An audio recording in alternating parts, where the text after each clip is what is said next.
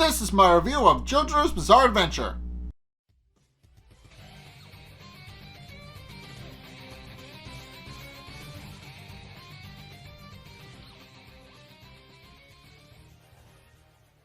Okay, so in this episode we get a bit of an unlikely team-up between Hol Horse and Boingo. We've met them both before, but this is the first time they're interacting together with one another. And also in this episode we find out a bit more about Dio's powers and his stand abilities and how they work. So, or at least somewhat.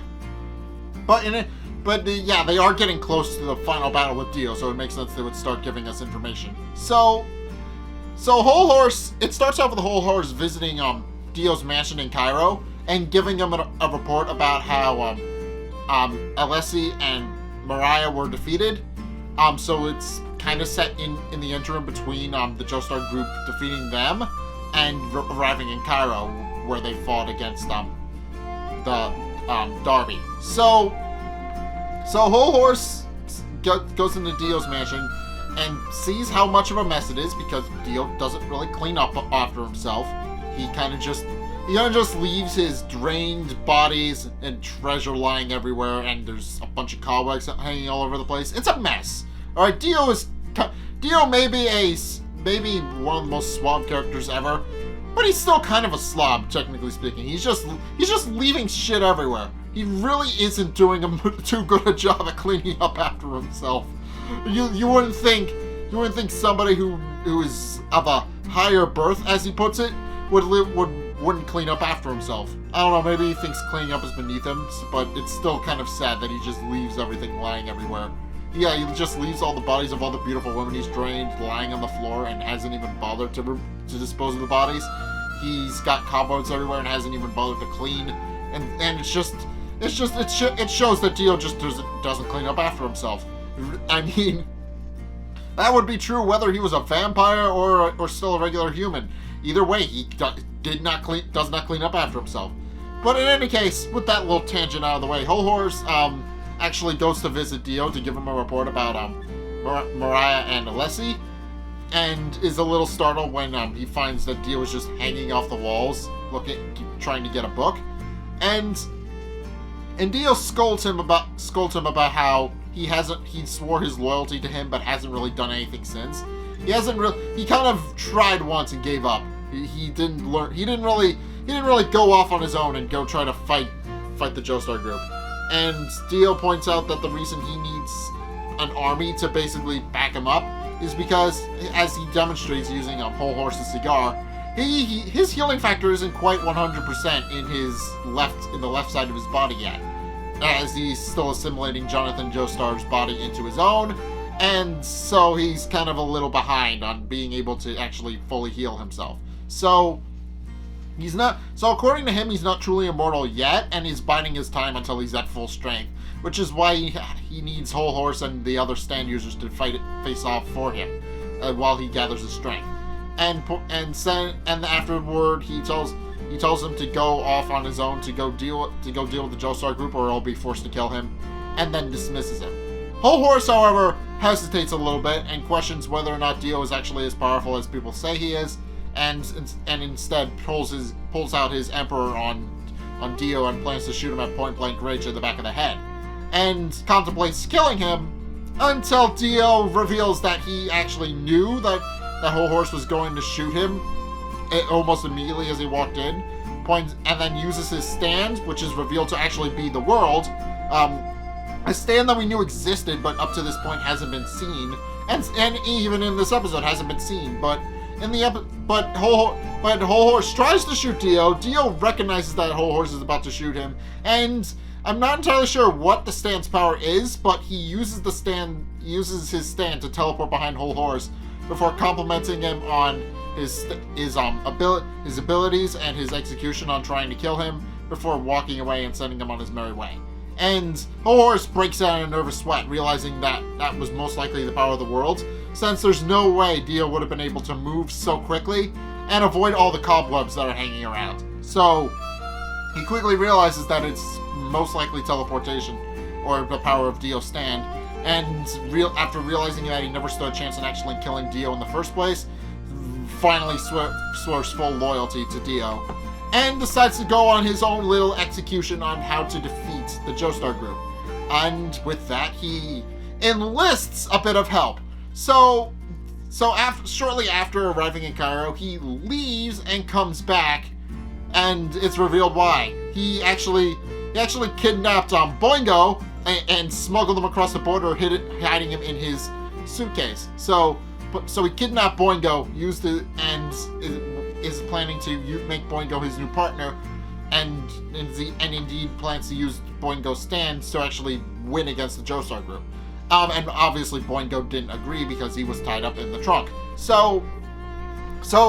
But eventually Boingo realizes that Hol Horse isn't really going to hurt him, and realizes that the two do need to cooperate.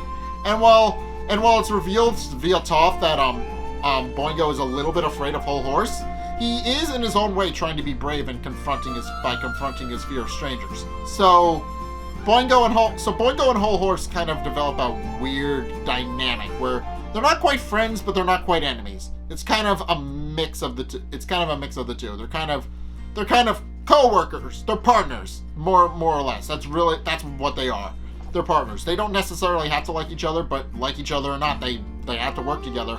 So yeah, with that, Boingo and Hol Horse begin to come up with a plan, and Boingo decides to demonstrate how accurate his predictions are by using Toph to show Hol Horse drop kicking a woman and her thanking him with jewels.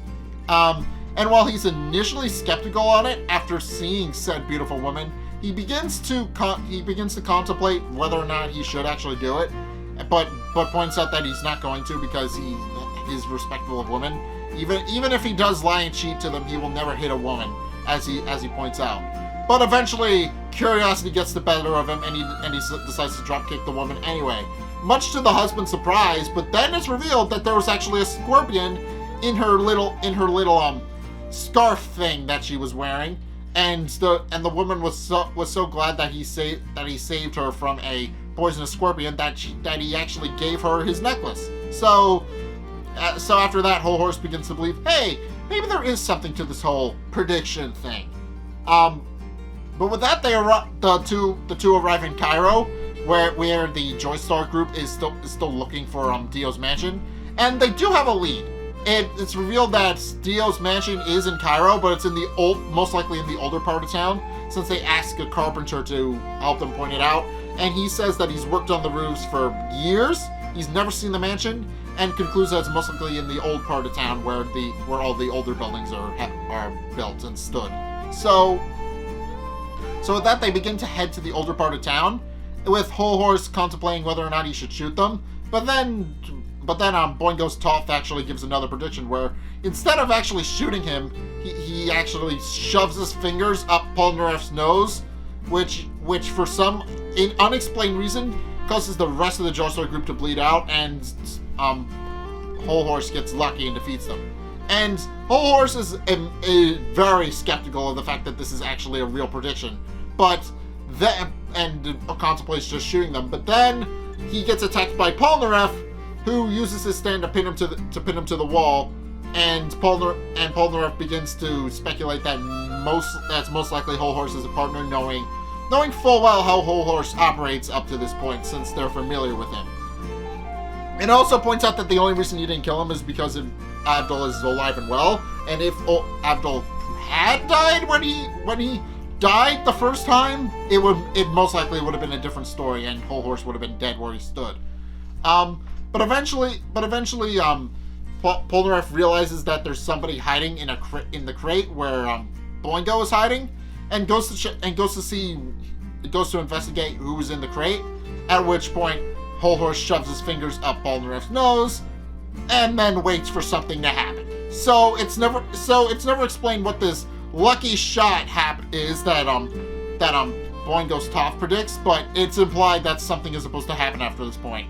But it just leaves it on a cliffhanger, and we never know what it is until next episode. So yeah, in this episode, it's shown what powers Dio has, and it also explains a bit of an interesting dynamic behind his stand. Apparently, he can teleport. As far as I know, I'm not entirely sure how that works. There's probably a reason behind it, because even though stands are a supernatural phenomenon, they've, for the most part, followed real-world logic. So, yeah, it's going to be interesting to see what kind of powers Dio Stand actually has, since we never actually see him in the episode, but it's implied that he can teleport somehow, so it's clear that there's actually an ability that enables him to teleport or something similar like it.